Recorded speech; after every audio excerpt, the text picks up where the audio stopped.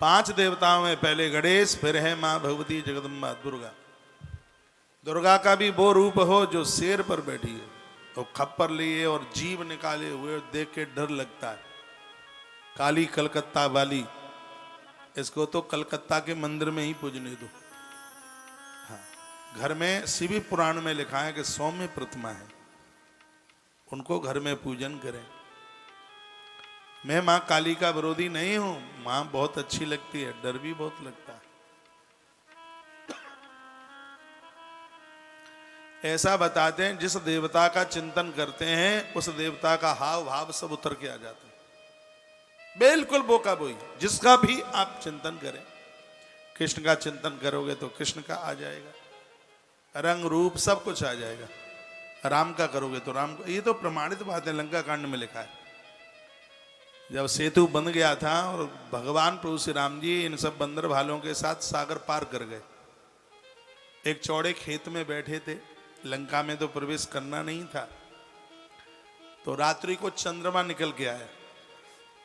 चंद्रमा के पास कालिमा है, काला धब्बा है, बहुत ध्यान से सुनिए। मेरे प्रभु श्री राम जी के पास जितने लोग बैठे थे, राम जी ने उनको पूछा, ये बताइए कि चंद्रमा के पास इतनी किरणें हैं, चमकता है, लेकिन ये काला धब्बा क्या है? सुनिए, विभीषण ने जवाब दिया, कहा महाराज जी राहु ने चोट मारी है, इसलिए जिस जगह पर चोट लगे वो स्थान काला पड़ जाता है। राम जी ने कहा भाई साहब की लात खा के आया है, इसलिए इसको चोट ही चोट दिखती है। उसके तत्पश्चात अंगद को पूछा, तुम बताइए ये कालमा काय की है? अंगद ने कहा ऐसा सुना है कि चंद्रमा का एक टुकड़ा लेकर के और उसमें से कामदेव की पत्नी रति का मुख बनाया गया है, और हमें ऐसा लगता है कि उसमें छेद हो गया, धरती का प्रतिबिंब दिखाई देता है, और उस प्रकार से यही श्यामता कालापन दिखाई दे रहा है। यानी बहुतों को प्रभु राम जी ने पूछा, सबके बाद में हनुमान जी का नंबर आया। बहुत शॉर्ट में बता रहा हूँ क्योंकि कोई राम कथा तो कह नहीं रहा, बस एक एग्जाम्पल देना है।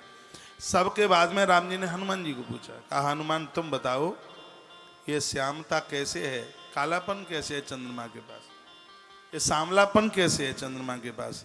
तो हनुमान जी ने क्या जवाब दिया? हनुमान जी ने कहा भगवान ये चंद्रमा आपका भगत है, आपका पुजारी है, ये आपका चिंतन करता है, और आप हैं सांवले, आपकी सांवली मूर्ति इसके अंदर आकर के बैठ गई है, इसलिए चंद्रमा सांवला दिखाई दे। हनुमान जी कहते हैं कि जो जिसका चिंतन करता है उसका रूप लावण्य वो उतर के आ ही जाता है। तो घर में आप सौम्य प्रतिमाएं रखेंगे तो आप सौम्य स्वभाव के हो जाएंगे, और थोड़ी गर्मीली जोशीली प्रतिमाएं आप रखोगे तो खून खोलेगा। तो पंचदेव उपासना में माँ भगवती दुर्गा जो सौम्य है, और मेरी माँ इतनी बढ़िया लगती है, शेरा वाली, शेर पर बैठी है, चुनरी उड़े हुए है, माँ की तो बात ही अलग है। ऐसी प्रतिमा घर में रखिए। गणेश माता जी, और अगली बात बोल रहा हूं, भगवान सूर्य नारायण, सूर्य को चक्र के रूप में रख लें। सूर्य देवता के 7 घोड़ों का दर्शन करना, आदमी आलसी प्रमादी नहीं बनता। उसकी दौड़ धूप शकुन लेकर के आती है। 7 अश्व हैं भगवान सूर्य नारायण को। प्रतिमा नहीं रख सकते हो तो सूर्य भगवान को अर्घ तो रोज दे ही सकते हो। सूर्य साधारण नहीं है, हनुमान जी के भी गुरु है और बुद्धि के देवता है। हमारे वेद में लिखा है कि मन के देवता चंद्रमा और बुद्धि के देवता सूर्य हैं। चंद्रमा मनसो जातक चचो सूर्यो अजायत। मन का देव चंद्रमा, चंद्र मजबूत होगा तो लोग मन से मजबूत होंगे। जिनका चंद्रमा ढीला होता है वो मन के बड़े चंचल होते हैं। जिनका सूर्य पक्का होता है, परिपक्व होता है, ज्योतिष भी कहती है, वो लोग बड़े बुद्धिमान होते हैं, उनकी बुद्धि बड़ा काम करती है। इसलिए सूर्य भगवान को अर्घ देने से बुद्धि अद्भुत हो जाती है। माता अंजनी ने अपने पुत्र को कहा था, बेटा सूर्य देव को अपना गुरु बना लो। हनुमान जी लपक करके पहुंच गए।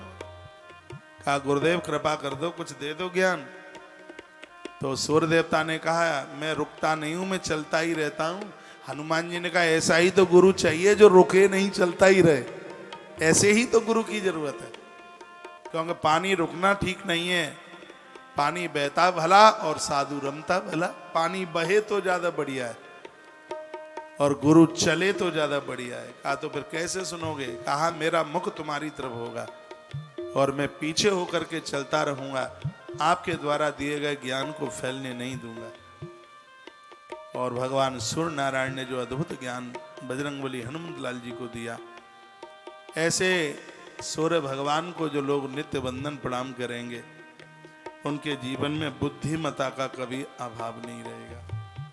पूज्य विवेकानंद जी महाराज कहा करते थे कि अपने बच्चों से हनुमान चालीसा का पाठ रोज करवाओ और सूर्य भगवान को अर्घ रोज दिलवाओ, तुम्हारे बच्चों का उत्थान होगा, बहुत बड़ी तरक्की होगी। जो तुम काम नहीं वो कर पाए, वो तुम्हारे बच्चे कर देंगे। आप अपने आप को पूछिए, ऐसे कितने घरों के बच्चे हैं जो सूर्य भगवान को अर्घ देते हैं? एक आधा % होंगे। हम सूर्य भगवान के ऋणी हैं, जो हमें प्रकाश देते हैं और बिल हमारे पास कभी भी नहीं भेजते। ऐसे सूर्य भगवान को नित्य 1 लोटा जल घर से रोज निकले। मैंने कल बोला है 3 लोटा पानी रोज आपके घर से निकलना चाहिए। 1 लोटा सूर्य भगवान के लिए, 1 लोटा महादेव बाबा के लिए और 1 लोटा तुलसी मैया के लिए। सूर्य को जल चढ़ाओगे तो घर में बुद्धिमान संतान आएगी। तुलसी मैया को चढ़ाओगे तो घर में लड़ाई झगड़े नहीं होंगे। और भगवान महादेव को 1 लोटा जल चढ़ाओगे तो घर में गरीबी नहीं फैलेगी, दरिद्रता नहीं फैलेगी, इष्ट दर्शन हो जाएगा। तो 3 लोटा जल हर समस्या का हल। कोई भी समस्या रहेगी नहीं। कल से ही शुरू कर दो, आनंद हो जाएगा। करके तो देखो, ना हो जाए तो द्वारा मैनपुरी जिले में आऊं तो कान उखाड़ लेना, क्या बोल के गए थे तुम परम कुटी पे। सगरी समस्याओं का समाधान हल हो जाए। सूर्य भगवान बड़े अद्भुत देव हैं। और चौथे भगवान हैं जिनका नाम है भगवान शालिग्राम। 5वें हैं भगवान शिव। पिंडी के रूप में उन्हें स्थापित कीजिए। नर्मदेश्वर बिठाइए अपने घर, शालिग्राम भगवान को बिठाइए। 5 देव रक्षा करें, ये आनंद कर देंगे, आपके लिए सुरक्षा कवच के रूप में खड़े रहेंगे। करके देखिए तो सही। सत्संगमेन भवितः श्रवणं पुरस्तात् संकीर्तनं पशुपतरे तं दृढ़ं स्यात्। सत्संग करते रहिए, भगवान की कथाएं सुनते रहिए। इसी में हे जीव तेरा कल्याण हो जाएगा, आनंद हो जाएगा।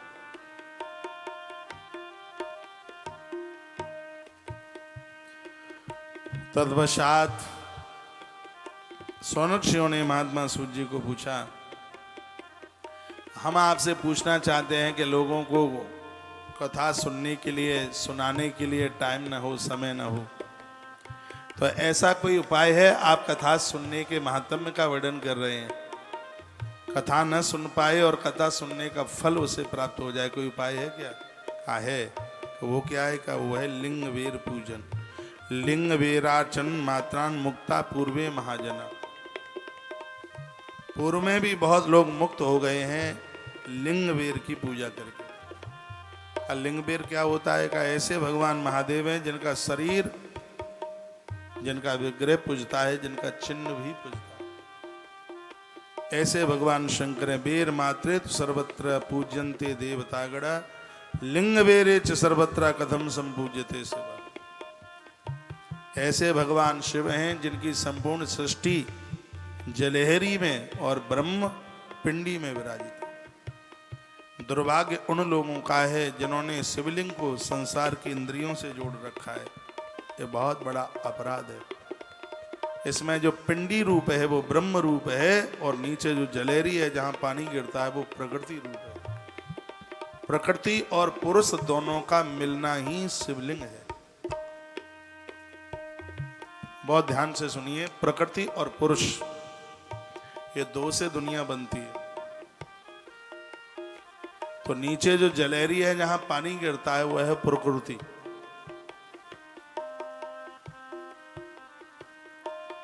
प्रकृति में 8 चीजें होती हैं रूप रस शब्द स्पर्श और गंध, मन बुद्धि अविद्या, प्रकृति। जो नीचा जो जलहरी है जहां से पानी गिरता है वो प्रकृति है। जो पिंडी है वह पुरुष है। संसार में जो भी कुछ दिखाई दे रहा है ये सब महादेव से प्रकट है। शिव के बिना कुछ भी नहीं है। यहाँ जितने भी देवता हुए हैं सबके माई बाप का नाम मिल जाता है। राम आए, भगवान कृष्ण आए, सबके माई बाप का नाम मिलता है, लेकिन महादेव के पिता कौन है, माँ कौन है, आज तक कोई पता नहीं लगा पाया। क्योंकि जब कोई नहीं था तब शिव ही थे, और जब कोई नहीं रहेगा तब शिव ही रहेंगे। शिव शब्द ही कल्याण कारक है। जो शिव शब्द है वो कल्याण कारक है। शिव में जो इकार है वो मां भगवती शक्ति है। इकार, शक्ति के बिना तो जीव मुर्दा है। शिव में से इकार निकाल दो तो सब बचता है। सबसे प्राकटता में पहले अर्धनारीश्वर रूप में सती और शिव ही तो प्रकट हुए थे, जिससे इस पूरे सृष्टि का क्रम चला। और वर्णन इसमें बड़ा अद्भुत है। जो शिव और शिवा, सती और शिव, जो वही शिवलिंग के रूप में प्रकट हो गए जगत कल्याण के लिए। जो सती है वो नीचे की जलहरी जहाँ पानी गिरता है, जो शिव है वो पिंडी रूप में है। इनका प्राकट्य आप सुनेंगे, सुनिए। शिवानि देववंश्यानां सर्वेषामपि सर्वतः वीरमात्रं तु पूजार्थं श्रुतुं दृष्टुं च भूरिशः। वर्णन किया गया है, कहा गया वीर मात्रम, शरीर तो सभी देवताओं के पूजते हैं। ऐसे भगवान महादेव हैं जो प्रकृति पुरुष के रूप में जिनकी पूजा हो रही है। वह सुन लीजिए। पुरा कल्पे महाकाले प्रपन्ने लोक विस्मृते। का बहुत प्राचीन काल की बात है। एक बार क्या हुआ, विधाता ब्रह्मा और नारायण में घमासान युद्ध हो गया। इतना युद्ध हुआ कि दोनों एक दूसरे को मारने के लिए तैयार हो गए। सूर्य महाराज ने सौनक ऋषियों को पूछा, कहा गुरुदेव थोड़ा विस्तार पूर्वक आप बताएं, हमें बड़ा आश्चर्य सा लग रहा है। ऐसा कैसे हो सकता है कि ब्रह्मा और नारायण आपस में लड़ जाएं? कहा हमें लग रहा है कि दोनों देवता आपस में लड़ गए और बड़ा घमासान युद्ध हुआ। कहा गुरुजी विस्तार पूर्वक बताइए। नंदकेश्वर वाचा, नंदी ये कथा कार्तिकेय जी को सुना रहे हैं। उन्होंने कहा पुरा कदाचिद योगी इंद्र विष्णु विषधरासन सुस्वाप परया भूत्वा स्वानुगैरपि संवृतः। बहुत प्राचीन काल की बात थी। गरुणादि पार्षदों से युक्त लक्ष्मीपति, जो कि भगवान से सैया पर शयन करते हैं, ब्रह्मवेताओं में श्रेष्ठ श्री ब्रह्मा जी अपनी इच्छा से एक बार क्या हुआ कि वह भगवान के पास में जाकर के पहुंच गए। प्रभु के पास में वो जाकर के पहुंचे। ऐसा बताते हैं, ग्रंथ में लिखा है कि भगवान सो रहे थे तो उनकी नाभि से कमल प्रकट हुआ। सोने का कमल प्रकट हुआ था। कमल की पंखुड़ियों पर विधाता ब्रह्मा जी का प्राकट्य हो गया। ब्रह्मा जी सभी दिशाओं में देखने लगे। चारों दिशाओं में देखा तो ब्रह्मा चतुर्मुखी हो गए। सोचने लगे कि मेरा जन्म हुआ कहां से है। तो 1000 वर्ष के लिए वो कमल की डंठल में चले गए। उन्हें अपने जन्म का कोई भी कारण उन्हें पता नहीं लग पाया। द्वारा से वो ऊपर चल करके आए तो उनका ध्यान किसी सोते हुए के ऊपर पड़ा। जो सो रहे थे कोई और नहीं था, भगवान नारायण थे, भगवान विष्णु थे, क्षीर सागर में सो रहे थे। शिव महापुराण में लिखा है विधाता ब्रह्मा उनके पास पहुंचे। पुरा कदाचिद योगींद्र विष्णुर विषधरासन सुस्वाप परया भूत्वा स्वानुगैरपि संयुत। भगवान शयन स्थिति में थे। पुंडरी काचम शयानम सर्व सुंदरम।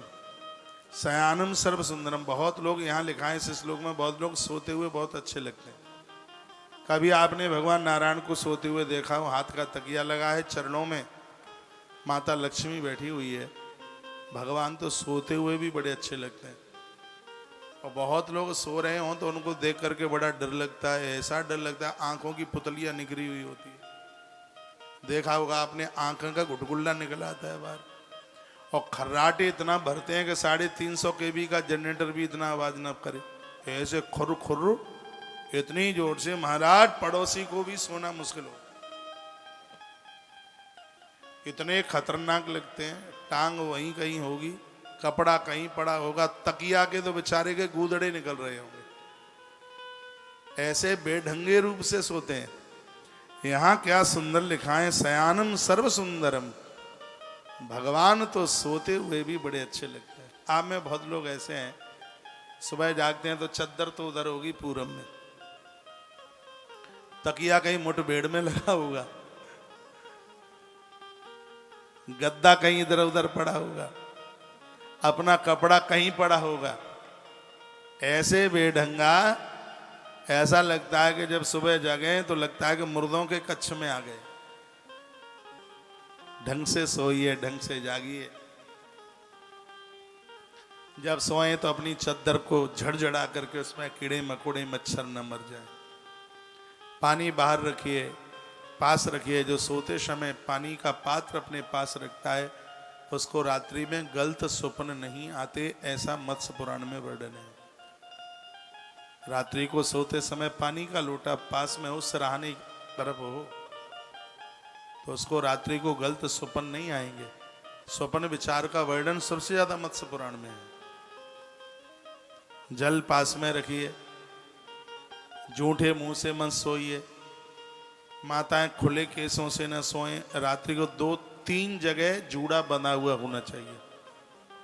एक भोजन बनाते समय, एक पूजा करते समय, और एक रात्रि को सोते समय जूड़ा बना हुआ होना चाहिए। नारी के केस का टूटा हुआ बाल भोजन में मिल गया और वो भोजन पेट के अंदर चला गया, कैंसर बीमारी पैदा हो जाएगी, शरीर में गांठें पड़ जाएंगी। ऐसा मन सोचना कि कैंसर सिर्फ गुटखा तंबाकू से ही होता है। ये जो बारीक बाल पेट में चला जाए, पूरे शरीर में गांठें फूट जाती है। इसलिए भोजन बनाते समय भी जूड़ा बंधा हुआ हो, पूजा करते समय भी। और अग्नि पुराण में लिखा है, गर्भिणी नारी तो बहुत ध्यान दे इस बात के लिए, गर्भ में संतान है तो खुले केसों से न सोए, भींगे पामों से न सोए और जूठे मुंह से न सोए। गर्भिणी नारी के लिए तो कहा है कि सूर्यास्त के बाद में वो अन्न न खाए, इसका असर उसके होने वाली संतान के ऊपर होता ही है। तो ऐसे सोइए कि सोते हुए भी अच्छे लगे, बढ़िया लगे। तो भगवान तो सोते हुए भी बड़े अच्छे लगते हैं।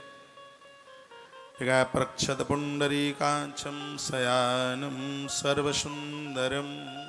भगवान सो रहे थे, बड़े सुंदर लग रहे थे, और इतने में ब्रह्मा जी पहुंच गए। ब्रह्मा जी क्या बोले, उत्तिष्ठ वत्समापश्य तव नाथामिहागतम् आगतम गुरु आराध्यम दृष्टायो द्रप्तमाचरित।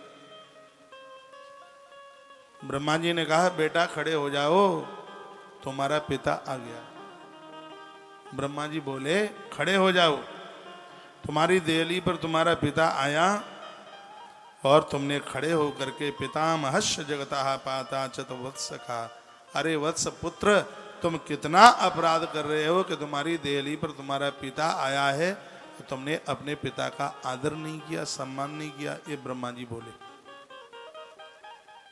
भगवान नारायण ने अपनी आंखें खोली।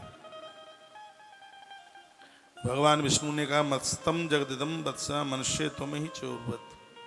तुम्हारा स्वभाव चोरों जैसा हो गया। जैसे चोर किसी की दौलत को चुरा के ले जाता है और अपनी बापोती मानता है। हे ब्रह्मा, देवताओं ने तुम्हें अपना पंडित मान लिया है तो तुम्हारी भी कुछ स्थिति ऐसी हो गई है। थोड़ा विचार करके देखिए कि मैं तुम्हारा बेटा हूं कि तुम मेरे बेटे हो। तुम्हें पता है कि तुम्हारा जन्म कैसे हुआ है। मेरी नाभि से तुम पैदा हुए हो, पिता तो मैं हूं तुम्हारा, और तुम पिता को अपना पुत्र कहते हो। ये अपराध तुम कर रहे हो। ब्रह्मा जी ने कहा ज्यादा बातें मत बनाओ, लोग मुझे ब्रह्म पिता जगत पिता कहते हैं, सृष्टि का पिता कहते हैं, दुनिया मैंने बनाई है इसलिए मैं पिता हूं, मैंने सबकी रचना की है इसलिए मैं पिता हूं। ब्रह्मा जी कहते हैं पिता उसे कहते हैं जो सबको जिमाता है, सबको खिलाता है। मनुष्य को पूरी धरती का पिता कहा गया क्योंकि मनुष्य सब कुछ जिमाता है, इसलिए भगवान विष्णु ने कहा कि सबको मैं जिमाता हूँ खिलाता हूँ, इसलिए पिता तो मैं हूँ। और दोनों में इतना घमासान युद्ध हो गया, वो तो दोनों लड़ गए, इसलिए मैं बड़ा हूँ मैं बड़ा हूँ, इसी बात के लिए दोनों में झगड़ा हो गया। और सूत सौनक ऋषियों को कहते हैं इतना बड़ा झगड़ा हुआ कि माहेश्वरास्त्र मतिमान संदद्य ब्रह्मणोपरि, नारायण ने महेश्वर अस्त्र और ब्रह्मा जी ने ब्रह्मास्त्र निकाल दिया। एक दूसरे के ऊपर वार करने को तैयार हो गए, प्रहार करने को तैयार हो गए। देवताओं ने ये पूरा का पूरा दृश्य देखा। सगरे देवता कैलाश पर अबड़रदानी महाशिव के पास पहुंचे और जाके कहा क्या, आशुतोष तुम अबड़रदानी, आशुतोष तुम अबड़रदानी, आदत हरहूं दीन जन जानी। आशुतोष तुम अबड़रदानी, आदत हरहूं दीन जन जानी।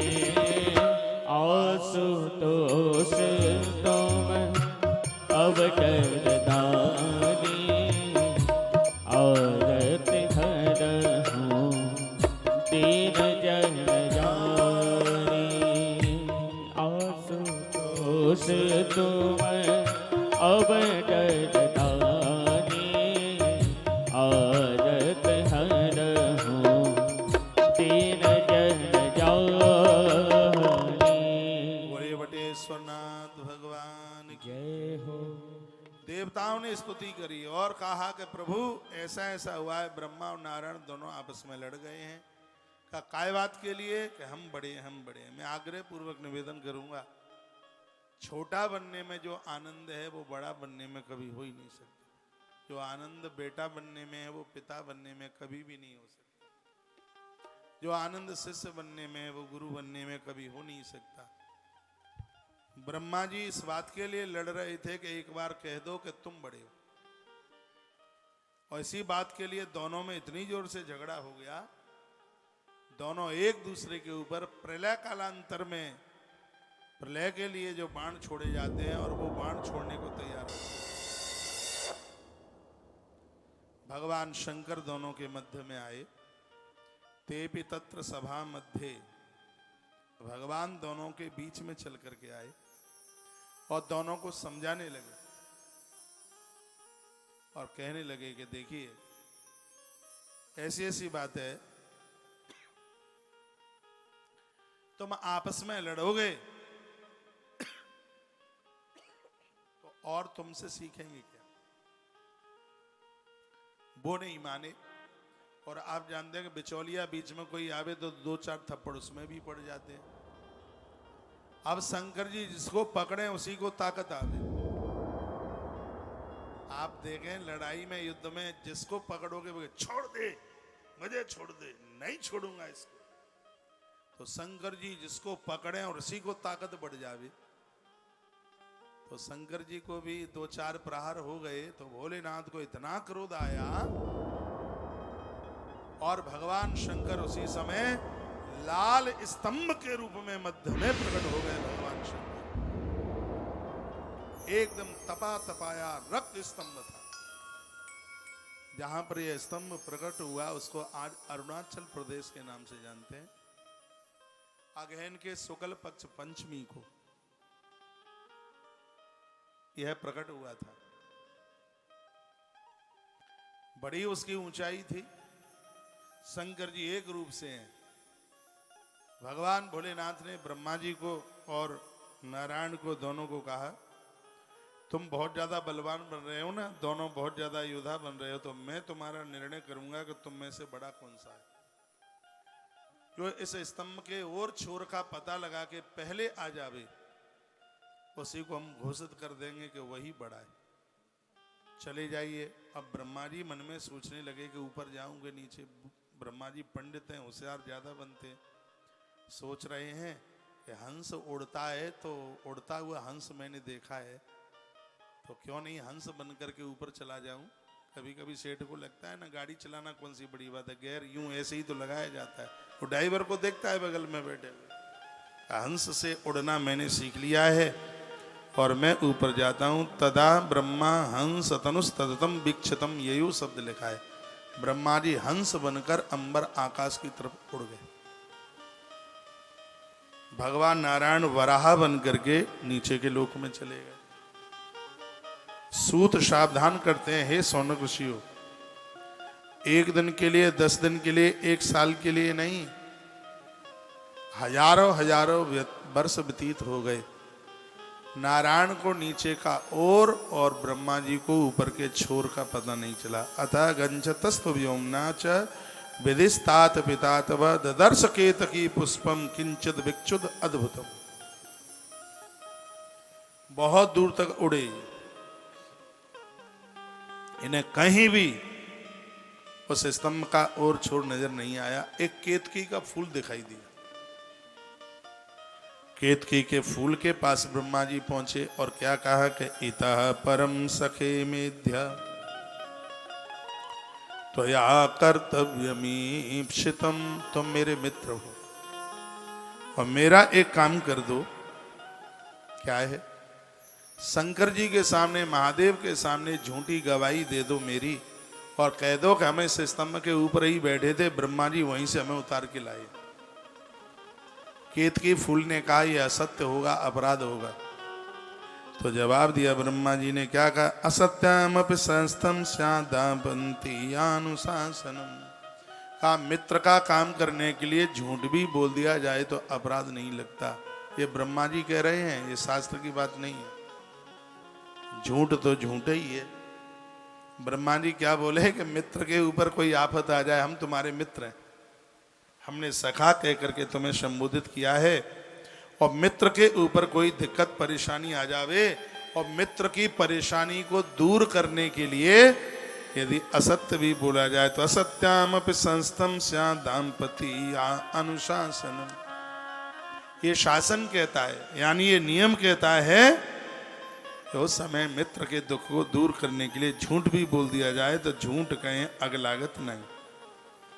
केतकी फूल को कहा कि तुम झूठ बोल दो, तुम्हें कोई पाप नहीं लगेगा, झूठ तो झूठ ही। केतकी फूल पुष्प ने हाँ कर ली और विधाता ब्रह्मा जी के संग चलने को केतकी फूल तैयार हो गए। थोड़ी आवाज बढ़ा दीजिए यूट्यूब पे। अब विधाता ब्रह्मा ने मन में विचार किया कि गवाहीकार एक तो मिल गया, एक दूसरा और होता तो ज्यादा बात हो जाती, अच्छी बात हो जाती। अब किसको देखा तो वहां पर कामधेनु गैया खड़ी हुई थी। विधाता ब्रह्मा उसके पास पहुंच गए और कहने लगे कि तुम बहुत पूज्या हो, हमारी गवाही दे दो तो तुम्हें और ज्यादा पूज्य बना देंगे। ये कह दो कि हम ऊपर ही थे, ब्रह्मा हमें वहीं से उतार कर लेके आए। गैया को भी बहला करके तैयार कर लिया विधाता ब्रह्मा ने। सोनक ऋषि सूत जी को पूछने लगे, नारायण का क्या हुआ ये तो बताइए। कहा नारायण तो सूकर बन करके, वराह बन करके नीचे के लोकों में गए। तो हुआ यह है कि लंबा समय व्यतीत हो गया, तब नारायण को ध्यान में आ गया, ओहो ये तो हम गलती कर गए, स्तंभ कोई और नहीं स्वयं शिव और शिवा इस पिंडी के रूप में प्रकट हो गए। महादेव तो अनादि और अनंत है, अंत तो उसका होगा जिसका जन्म हुआ हो, वो तो जन्म रहित है, उनका तो कभी जन्म हुआ नहीं और ये हम गलती कर बैठे। सो भगवान नारायण वराह के भेष में थे, उसी समय वापस आ गए। रास्ते में मुलाकात हो गई नारायण की और ब्रह्मा जी की। ब्रह्मा जी ने कहा बोलो क्या हुआ? तुम बाप हो हमारे कि हम तुम्हारे बाप हैं? अब पता लग गया। पिंड को ऊपर छू करके आए हैं, 2 गवाहीकार और लेके आए। इस ग्रंथ में लिखा है कि भगवान नारायण ने ब्रह्मा को लंबे होकर प्रणाम किया। ब्रह्मा की बात यह बनावटी बात भगवान नारायण समझ नहीं पाए। उन्होंने कहा चलो तुम ही बड़े हो। प्रणाम किया और जैसे ही प्रणाम करके नारायण खड़े हुए, शंकर जी ने देख लिया, शंकर कुपित हो गए। महादेव को भारी क्रोध आ गया और उन्होंने सबसे पहले तो नारायण को कहा वत्स प्रश्नोस्मि हरे यत्स्वः ईश्वस्तामिच्छन्नपि सत्य वाक्यवान। तुम मुझे प्रसन्न दिखाई दे रहे हो, सत्य सत्य बताओ क्या हुआ? क्या मेरा पता लगा के आए तुम? इस पिंड का पता लगा के आए? तो भगवान नारायण की आंख में आंसू आ गए। भगवान नारायण ने कहा हे प्रभु, छोर ओर तो उसका हो सकता है जिसका जन्म ही हुआ हो। सब लीला आपकी है। पिंड रूप में आप ही तो हैं, आप अजन्मा हैं। आपका कभी जन्म नहीं होता, तो जिसका जन्म ही नहीं है तो उसका फिर अंत कहाँ से होगा? भगवान मैंने भूल करी, मैं आपको समझ नहीं पाया, मैं अपनी गलती का एहसास करता हूँ, आप मुझे क्षमा कर दें। और यह कह करके नारायण महादेव के चरणों में गिर पड़े। भगवान शंकर ने नारायण को उठाया, छाती से लगा लिया, कहा वरम ददामिते तत्र ग्रहणानंद दुर्लभम परम। वो अतिशय दुर्लभ वरदान मैं तुमको देता हूं। धरती पर तुम्हारे विविध अवतार होंगे। जो तुम्हारे अवतारों की पूजा करेगा, कैलाशपति महादेव उसके घर को छोड़ के कभी नहीं जाएगा। वरदान दे दिया शंकर ने। भगवान शिव कहते हैं जो तुम्हारा पुजारी होगा वो मुझे प्राणों से प्यारा होगा। तुमने सत्य भाषण किया है, यह मेरा वरदान है तुम्हारे लिए। ब्रह्मा जी ऐसे खड़े थे। ब्रह्मा जी को महादेव ने पूछा, कहा कि तुम मेरे इस स्तंभ के और छोर का पता लगा के आए क्या? ब्रह्मा जी ने कहा हाँ बिल्कुल, ऊपर ही हाथ रख के आए हैं। विश्वास नहीं तो 2 गवाहीकार और लेके आए। ये वहीं थे, इनको वहीं से लेके आए। भगवान शंकर ने केतकी को पूछा, क्या ये ब्रह्मा सही कह रहा है? केतकी ने कहा हाँ, हमें ये ऊपर पिंडी से उठा के लेके आए। शंकर जी को इतना क्रोध आया और भगवान भोलेनाथ ने कहा रे रे केतका दुष्टम तुम सट दूर मितो प्रजा, दूर हो जा। क्योंकि झूठों का मुख देखने से पुण्य क्षीण हो जाते हैं। श्राप दे दिया और कह दिया केतकी तूने झूठ बोला है और ये मैं श्राप देता हूं, आज से तुझे देवताओं की पूजा से बहिष्कृत किया जाता है। यदि धोखे से भी पूजा में तेरा प्रयोग कर लिया गया तो घोर गरीबी का जन्म हो जाएगा। महादेव का श्राप है। शंकर जी ने केतकी को श्राप दे दिया। केतकी कहते हैं दूसरे शब्दों में केवड़ा। किसी भी देवी देवता की पूजा में केतकी फूल नहीं चलता। भगवान शंकर ने अभिशप्त कर दिया। केतकी फूल टप टप टप टप आंसू टपकने लगे।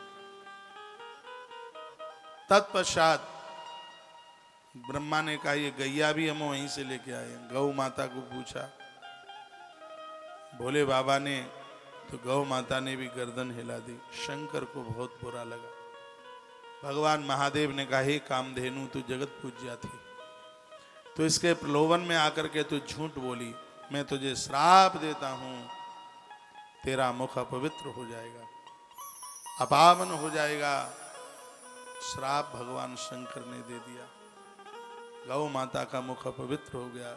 गैया जिस बर्तन में खा लेती है, गैया पूज्य है, वंदनीय है, लेकिन गैया ने जिस बर्तन में खाया पिया है उस बर्तन को कोई अपने प्रयोग में नहीं लेता। उस बर्तन में 7 बार मिट्टी लगाकर उसको आग के ऊपर तपाकर उस बर्तन की तब शुद्धि मानी जाती है। इसलिए तो कहा जाता है कि गौ माता का गोदान मुख की तरफ से नहीं पूंछ की तरफ से होता है। गैया की परिक्रमा मुख की तरफ से नहीं, पूंछ की तरफ से होती है। नंदी का दान है मुख की तरफ से होता है। गैया का जो गोदान है वो पूंछ की तरफ से होता है। गैया माता रो पड़ी, आंख में बहुत आंसू थे। शंकर जी ने श्राप दे दिया। इतना क्रोध हुआ, शंकर को इतना क्रोध हुआ कि महादेव के क्रोध में से भैरव प्रकट हो। भैरवनाथ ने ब्रह्मा जी जिस मुख से झूठ बोले, भैरव ने उस मुख का शिरच्छेदन कर दिया। ब्रह्मा जी का मस्तिष्क कट के शंकर जी की हथेली पर आके चिपक गया। इसलिए महादेव का एक नाम है कपाली। ब्रह्मा जी का मस्तिष्क भोलेनाथ के हाथ से, दाएं हाथ से चिपक गया, छुड़ाने से छूटे नहीं। शंकर जी का नाम कपाली हुआ। भोलेनाथ धरती के सभी तीर्थों में गए। काशी के पास एक जगह थी, महादेव ने वहां गंगा में स्नान किया तो हाथ का मस्तिष्क धरती पर गिरा। आज उस स्थान को कपालेश्वर तीर्थ के नाम से जानते हैं। बिल्कुल काशी के पास में ये जगह है और उस स्थान का नाम है कपालेश्वर तीर्थ। ब्रह्म हत्या जैसे महापातक इस स्थान पर दर्शन करने से पाप की मुक्ति हो जाती है, ऐसा शिव महापुराण के अंतर्गत लिखा।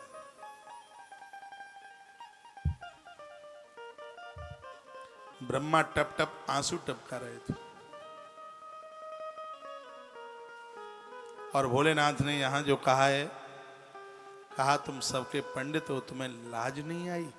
अपने आदर मान और सम्मान के लिए तुम इतने भूखे थे। ब्रह्मा, मैं तुम्हें श्राप देता हूं, नारायण को वरदान देता हूं, नारायण के अवतार होंगे, जगह जगह पर मंदिर बनाए जाएंगे, धरती पर तुम्हारी पूजा नहीं होगी, ये मेरा श्राप है तुम्हारे लिए। शंकर जी ने श्राप ब्रह्मा जी को दिया। तुम असत्य बोले हो। शंकर कहते हैं सत्य के समान धर्म नहीं और असत्य के समान पाप नहीं। और मुझे लगता है गोस्वामी तुलसीदास जी ने रामायण में एक अद्भुत चौपाई लिखी है, शायद से महापुराण का यह अध्याय जरूर पढ़ा होगा, 8वां अध्याय विद्येश्वरी संहिता का, जहां गोस्वामी जी लिखते हैं, नहीं असत्य सम पातक पुंजा, नहीं सत्य समय पातक पुंजा। गिरे सम होई की कोटिक गुन्या, धर्मन दूसरे सत्य समाना, धर्मन दूसरे सत्य समाना। आगम निगम पुराण बखाना, धर्मन दूसरे सत्य समाना। आगम निगम पुराण बखाना, धर्मन दूसरे सत्य समाना। आगम निगम पुराण बखाना, दूसरे सत्य समाना। आगम निगम पुराण बखाना, धर्मन दूसरे सत्य समाना। धर्मन दूसरे सत्य समाना। आगम निगम पुराण बखाना, धर्मन दूसरे सत्य समाना। आगम निगम पुराण बखाना, धर्मन दूसरे सत्य समाना। आगम निगम पुराण बखाना।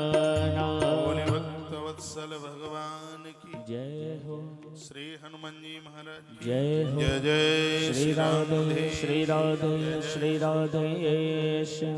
विधाता ब्रह्मा जी को श्राप दे दिया, अभिशाप दे दिया। भगवान नारायण कहने लगे प्रभु इनसे गलती हो गई है, तीनों से इनको क्षमा कर दो, इन्हें माफ कर दो। केतकी ने भगवान शंभु की स्तुति करी।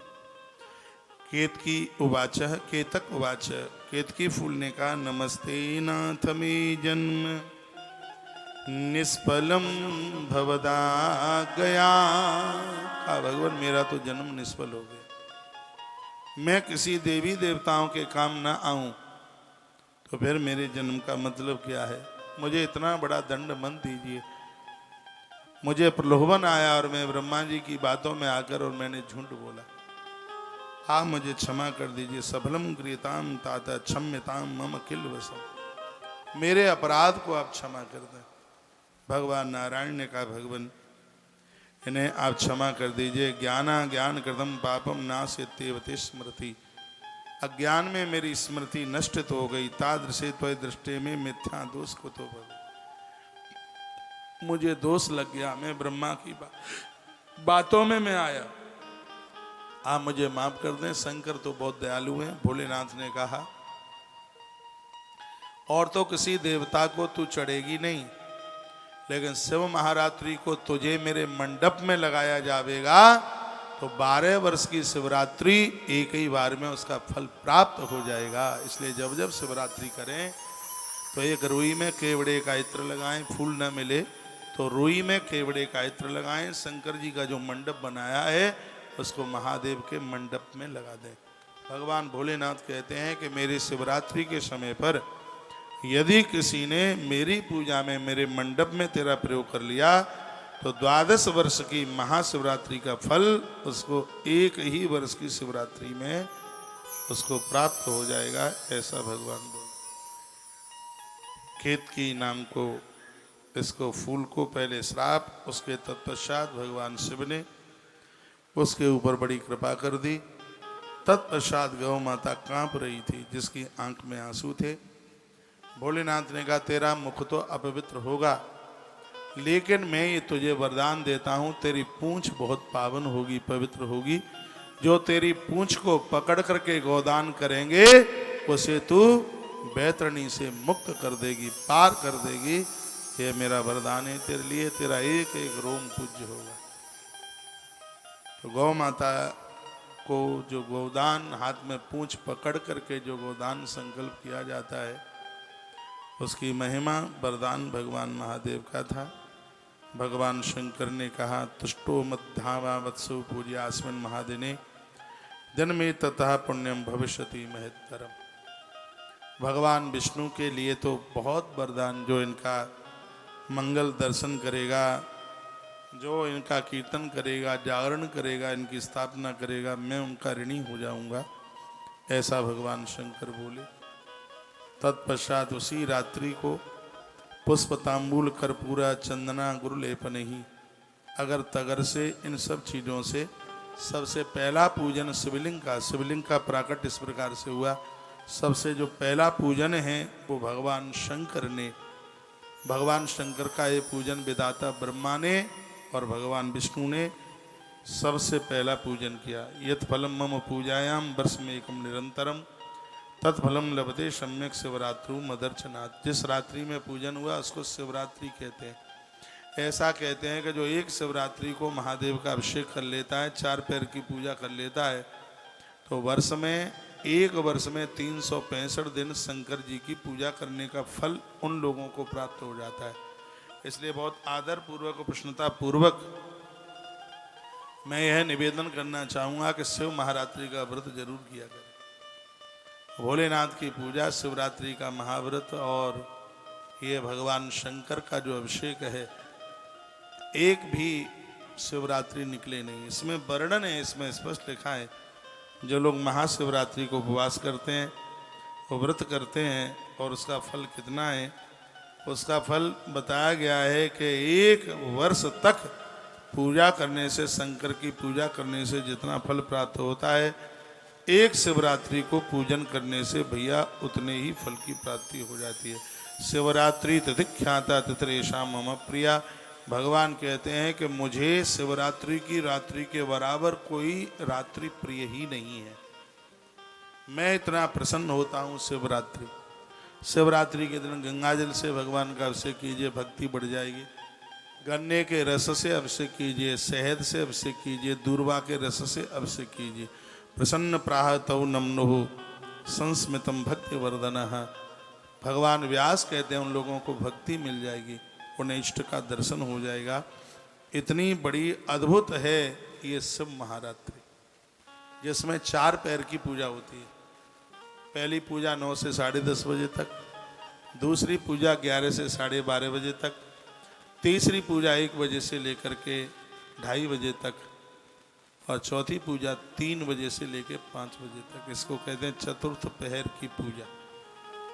और जो भी कोई इस 4 पहर की पूजा करेगा, भगवान शंकर उनके ऋणी हो जाएंगे। मम पूजायाम वर्ष में एकम निरंतर तत्फलम लभते सद्य शिवरात्रि मदर्चनाथ। भगवान कहते हैं 1 वर्ष का शिव अभिषेक का फल उनकी झोली में होगा जो शिवरात्रि को मेरा पूजन करेंगे, मेरी 4 पहर की पूजा करेंगे। उनके जीवन में किसी भी प्रकार की कोई कमी नहीं आएगी। आद्रायाम मार्गशीर्षेतु या पश्येन मामुमा सुखम मध्ये राम पिबालिंगम स गुह्यादपि मे प्रिय।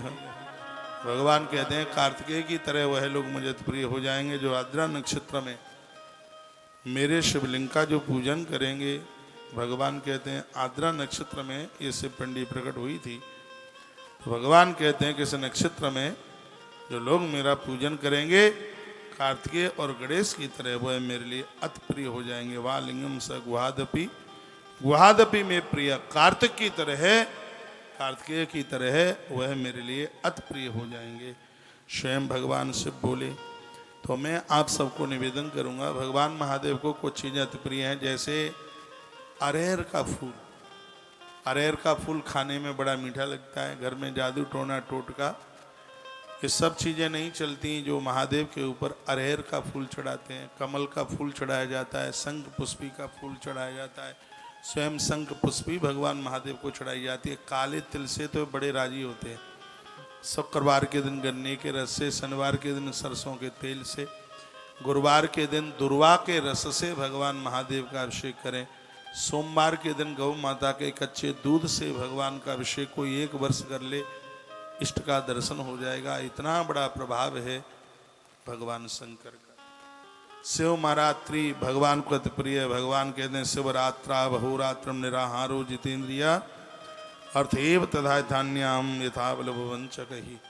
जो शिवरात्रि को निराहार रह करके फलयार भी न करे और 24 घंटे का मेरा व्रत कर लेते हैं, निराहार रह के जितेंद्रिय होकर के, यत फलम मम पूजायाम वर्ष में एकम निरंतरम, उसकी पूजा का फल तो पूरे वर्ष भर तक मिलता रहता है। और मैं उन भक्तों का मैं ऋणी हो जाता हूँ, कर्जदार हो जाता हूँ जो शिवरात्रि का व्रत कर बैठते। जो लोग खूब पेटू राम हों, रोटियों के बिना उनका काम ही नहीं चलता, ऐसे लोगों को भी महाशिवरात्रि का व्रत करना ही चाहिए। रणरंग तले मुस्मण यदहम लिंग वर्षमणाः। युद्ध करने वाला एक युद्धार्थी, पहलवान, योद्धा, सैनिक भगवान शंकर का शिवलिंग अभिषेक करके जाता है, उस युद्ध में उसको कोई पराजित नहीं कर सकता। इसलिए तो मेरे प्रभु श्री राम जी ने युद्ध से पहले रामेश्वर भगवान का पूजन किया। भगवान प्रभु श्री राम जी लंका के पति को, अधिपति को जीतने के लिए जाते हैं। मेरे भगवान ने रुद्र विश्वजित महायज्ञ किया, भगवान शंकर को स्थापित किया, शिवलिंग बनाया, पूजन किया, ये सबको पता है। लेकिन रुद्र विश्व यज्ञ मेरे प्रभु श्री राम जी ने सागर के किनारे पर किया। ये भी कथा इस प्रकार से आती है, मेरे प्रभु राम यज्ञ करने के लिए बैठ रहे थे, तो जामवंत इत्यादि सब बैठे हुए थे, जामवंत आदि। तो राम जी ने कहा यज्ञ तो तब पूरा होगा जब कोई शिव भक्त ही पांडित कर्म करता हुआ इस यज्ञ में आचार्य पद को स्वीकार करे, जिसको 4 वेद कंठ हों, वो इस विश्व विजयी यज्ञ को पूरा करा पाएगा। और ऐसा कौन है वर्तमान समय में? जामवंत जी ने कहा भगवान है तो सही, लेकिन आएगा नहीं। जामवंत खड़े हो गए, कहा जिसको चारों वेद कंठ है तो सही, भारी विद्वान है, लेकिन आपका दुश्मन है, इसलिए वो आएगा नहीं। और राम जी को तो सब कुछ पता ही था। प्रभु श्री राम जी ने कहा कौन है? जामवंत ने कहा पौलस्त, पुलस्त का नाती है, चारों वेद ब्रह्मा ने कंठ कराए, बहुत कर्मकांडी है, बहुत होशियार है, लेकिन आपका दुश्मन है, इसलिए आएगा नहीं। राम जी कितने भोले हैं। राम जी कहते हैं एक बार उसको नौता दे के ही देख लो, शायद आ जाए। प्रभु श्री राम जी ने अपने हाथ से चिट्ठी लिखी। एक रामायण है साउथ की, हाथ लग जाए तो पढ़ना, कंभन रामायण। मैंने व्यासपीठ से कंभन रामायण की कथा सुनाई है। महात्मा कंभ ने इस रामायण को लिखा है, बहुत अद्भुत है, बड़ी प्रमाणित बातों का वर्णन किया। मेरे प्रभु श्री राम जी ने जामवंत को भेजा। जामवंत जी पहुंचे, श्री जामवंत जी रावण के यहां पहुंचे। हल्ला हो गया था, लोगों ने रावण को बोला कि आपके दुश्मन तपस्वियों का कोई दूत आपसे मिलने के लिए आया है। रावण ने कहा ससम्मान सहित लेके आओ उसे। जामवंत दरबार में पहुंचे, रावण ने खड़े होकर स्वागत किया, जामवंत जी को बैठने को जगह दी और कहा हे तपस्वी के संदेश वाहक, आना किस प्रकार से हुआ है बताइए। तब जामवंत जी ने कहा ऐसे ऐसे अवध नरेश दशरथ नंदन प्रभु श्री राम समुद्र के किनारे एक विश्वजित रुद्र यज्ञ करने के लिए जा रहे हैं, और उसमें प्रभु ने निमंत्रण भेजा है आपको आचार्य पद को सुशोभित करने के लिए। रावण आधा मिनट सोच में रहा। रावण ने कहा मुझे तपस्वी ने यज्ञ के आचार्यत्व पद के लिए नौता भेजा है, तो यह विश्रवानंदन पौलस्त उनके निमंत्रण को स्वीकार करता है। दरबार भरा हुआ था, सब आश्चर्यचकित हो गए, सब अचंभित हो गए। जामवंत की तो खुशी का ठिकाना ही नहीं रहा। कहा तो क्या तुम प्रभु श्री राम जी का यज्ञ करा देंगे? रावण ने कहा मुझे यह भी पता है कि लंका को जीतने के लिए तपस्वी ने यज्ञ का आयोजन किया है। रावण के शब्द थे, मैं आचार्य पद को स्वीकार करता हूं, यज्ञ कराऊंगा और लंका को जीतने वाला आशीर्वाद भी प्रदानित करूंगा। वहां रावण बड़ी कमाल की बात बोल गया। जामवंत ने पूछा तो आप हमें थोड़ा सामग्री की लिस्ट पत्र सूची पत्र दे दें, क्या क्या सामान लाना है। ये बात मुझे ये बात रावण की बहुत अच्छी लगी। रावण ने कहा कि जजमान पूजा की सामग्री इकट्ठा करने में असमर्थ है, क्योंकि वो तो अपना वनवास झेल रहा है, वो कहाँ से सामान लेके आएगा। और जजमान पूजा की सामग्री इकट्ठी करने में असमर्थ हो तो आचार्य की जवाबदारी बनती है कि पूजा की सामग्री की वही तैयारी करे। इसलिए यज्ञ में जितनी सामग्री लगेगी वो भी मैं ही लेकर गया।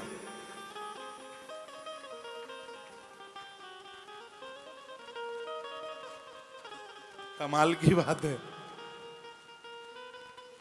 ऐसा बताते हैं कि रावण जब इसे यज्ञ को कराने के लिए जा रहा था तो सीता माई का दर्शन करने को गया, और जब रावण ने ये कहा था कि मैं तुम्हारे स्वामी का यज्ञ कराने के लिए जा रहा हूं, हे देवी मेरा भाग्य है कि उसने आचार्य पद के लिए मेरा चुनाव किया।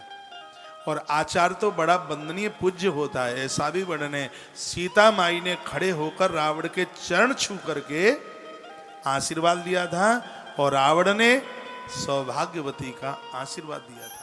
तो रावण तो युद्ध तभी हार चुका था जब उसने राम की लंबी आयु का आशीर्वाद जगत जननी मां जानकी को दिया।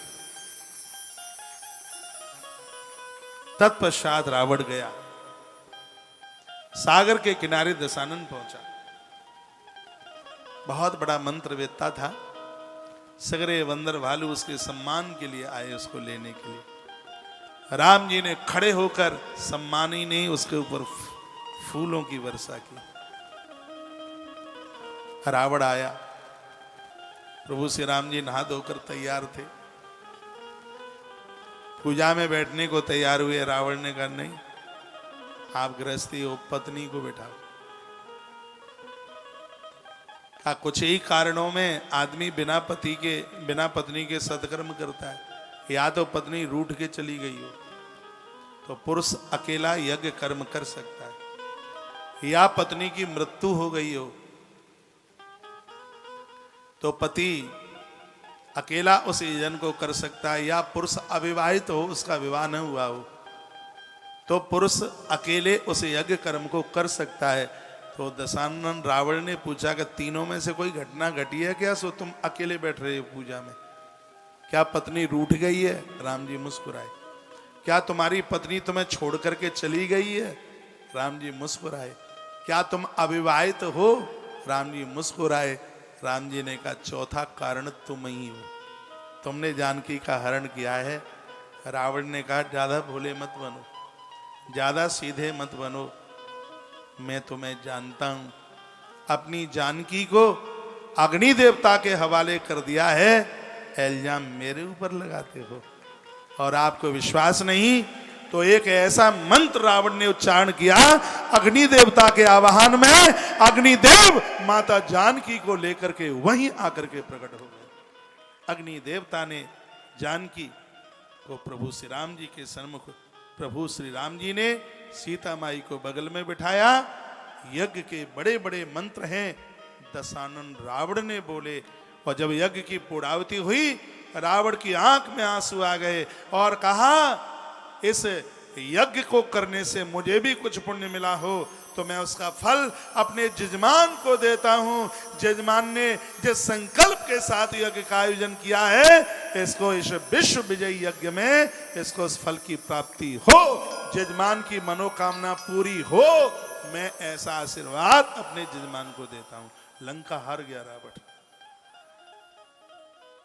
राम जी की आंख में आंसू आ गए। राम ने कहा हे आचार्य, धन्य हो तुम पुलस्त के नाती हो। हाथ तो मैं देख करके मेरा रोम रोम गदगद हो रहा है। तुमने मेरा यज्ञ पूरा कराया, तुमने मुझे लंका जीतने का आशीर्वाद भी दिया।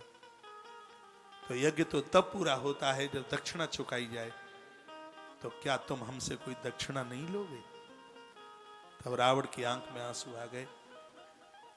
रावण ने कहा आज तो तुम्हारे पास कुछ है नहीं देने के लिए, लेकिन मेरे इस यज्ञ की बस एक ही दक्षिणा है, बस वह चुका देना। वो दक्षिणा ये है कि मैं तुम्हारे बाण से मरूंगा, मैं तुम्हारे हाथ से चलाए गए बाण के द्वारा नीचे गिरूंगा। जिस समय मैं अंतिम श्वास ले रहा हूं उस समय मेरे नेत्रों के सन्मुख आकर के एक बार मुझे दर्शन दे देना, बस मेरी यही दक्षिणा, बस मैं आपसे यही मांगता। शिवलिंग की स्थापना हुई, नाम रामनाथ हुआ। रावण ने नाम, वैसे रामेश्वर, ये राम और शंकर के बीच में जो राम है, यस ईश्वर है रामेश्वर, यस सह राम है ईश्वर है। जो राम का ईश्वर है रामेश्वर, या राम जिसके ईश्वर है रामेश्वर। लेकिन रावण ने जो नाम है वो रामनाथ रखा, जो राम के भी नाथ है। आज भी मंदिर के ऊपर रामनाथ लिखा हुआ है। ये इतनी सी बात मैंने आपको इस कथानक को सुनाया। इसमें वर्णन है जो कोई युद्ध में जाने से पहले शिवलिंग की अर्चना करेगा उसको उस युद्ध में विजय प्राप्त हो जाएगी। रावण को जीतने के लिए प्रभु श्री राम जी ने शिवलिंग अर्चन किया और इस युद्ध में प्रभु श्री राम जी को विजय मिली।